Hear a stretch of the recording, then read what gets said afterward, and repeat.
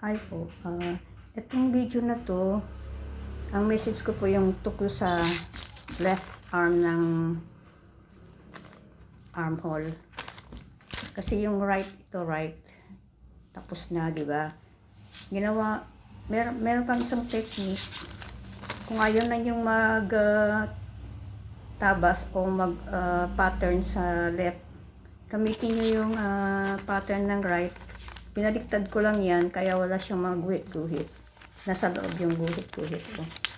Ayun. Binaliktad ko lang yung right arm na pattern para sa left armhole. So,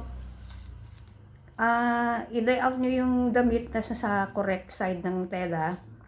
Mag-pattern din kayo o magtabas pala kayo ng tela. Ipatong nyo itong pattern na to para sa left. Nabaliktad ko lang yung armhole pattern ng right arm. Kailangan yung tela nyo correct side din. Pag pinatong nyo yung papel, correct side ng tela. Kasi correct side din itong ididikit nyo, di ba? So, okay po, ganyan. Pag tinahiyo ito yun.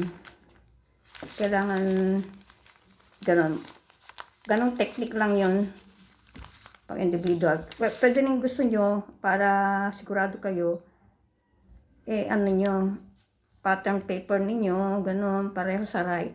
Isa-isang video ko, gayahin nyo lang. Thank you.